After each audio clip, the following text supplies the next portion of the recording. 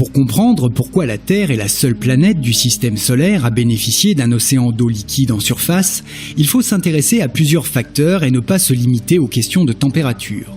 Alors oui, la Terre se situe dans ce que les scientifiques appellent la zone habitable de notre étoile, c'est-à-dire la zone du système solaire où la température à la surface des planètes permet en théorie la présence d'eau liquide, élément indispensable à l'apparition de la vie. Mais alors comment expliquer que Mars et Vénus, toutes deux également situées en zone habitable et disposant d'eau, ne présentent aucun océan externe ? En fait, une température adéquate n'est qu'une des conditions à l'apparition d'étendues d'eau liquide à la surface d'une planète. Prenons Mars par exemple. La température moyenne annuelle à la surface de cette planète est de moins 55 degrés Celsius.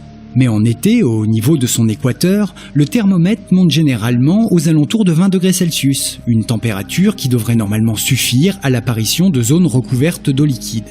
Le problème, c'est que l'atmosphère de Mars est extrêmement fine, ce qui se traduit par une pression 170 fois inférieure à celle de la surface de la Terre.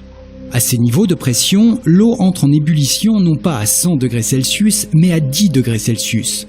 Autrement dit, sur la planète rouge, l'eau liquide ne peut exister qu'entre 0 et 10 degrés Celsius. Dans des conditions aussi draconiennes, impossible de voir se former un océan à sa surface. Pour Vénus, c'est un peu différent.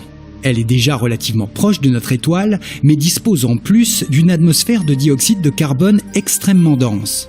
Ce gaz à effet de serre a depuis longtemps transformé la planète en une véritable fournaise où l'eau n'a plus aucune chance de pouvoir exister à l'état liquide. Des trois planètes situées dans la zone habitable, la Terre est donc la seule à disposer de la pression atmosphérique nécessaire à l'existence d'eau liquide à sa surface. C'est d'ailleurs cette même pression atmosphérique qui permet à notre planète de garder captive sa vapeur d'eau, entraînant par là même un cycle hydrologique stable.